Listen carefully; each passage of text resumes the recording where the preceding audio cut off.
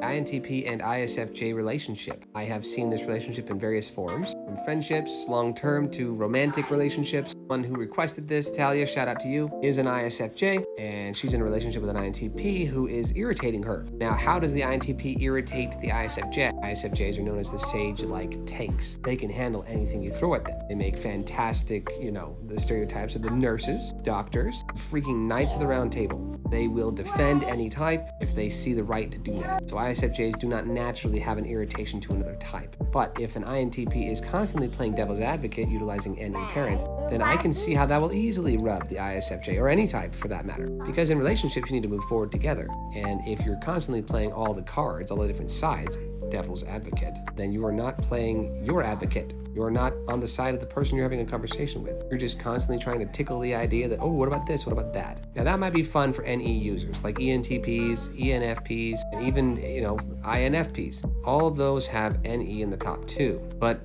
ISFJs are NE inferior. So they will easily get irritated with too much of that. Hence this whole devil's advocate thing rubbing the ISFJ wrong. Yes, even the tank-like ISFJs can be irritated. Trust me, I know. But if you play it right, you play your cards right with an ISFJ, they make probably the best companions of any type, in my opinion, because of their support functions of FE parent mixed with their duty-like function of SI dominant. They will pull through to make any relationship work no matter what. I have seen that, and I have also seen that play against them. So it's a very dense, thick, profound story when it comes to somebody trying to save relationships because they feel that need to. This can work, this can work. But if the other side does not share that, then that's where it gets very sad and it hurts the ISFJ. So this INTP has to, relate to the ISFJ. They have to connect, and that it can be very hurtful if the ISFJ does not feel the connection. They're feeler type, right? ISFJs need to feel validated, even though they'll never ask. They will never ask. They can't even handle a compliment, guys. So if you want to win with an ISFJ, just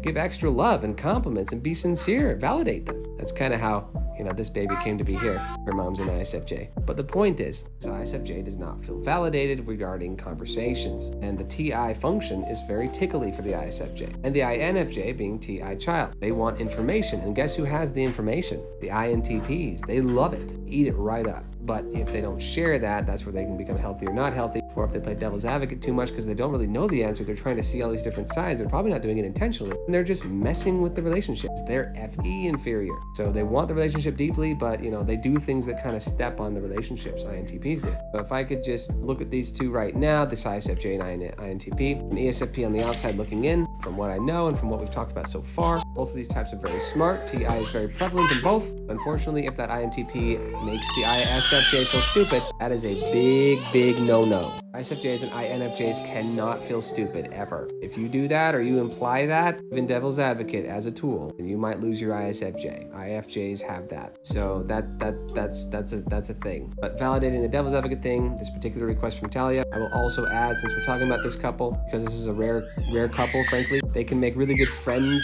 over long periods of time. They can separate and come right back together, no problem, as if nothing happened over the course of years. And some relationships have that. You guys know relationships or personalities like that. You guys are separated for a long period of time. You come right back together as though there was no time in between. That's awesome. That shows that deeper connection that these two need. Obviously, their functions actually are all shared in the top four. If you're looking at this, you're going to notice that. So they get pleasure in the same ways. But in my opinion, it does not make for the best natural relationship, but I have seen it work. I don't know how those work, behind closed doors, but, on paper, it can certainly work because they get pleasure the same way. Intellectual conversations, considering all these different options, that's TINE. They like to validate each other's emotions, however strong or weak, that's FE, see their placements are different. And of course, these two personalities are responsible in their own right.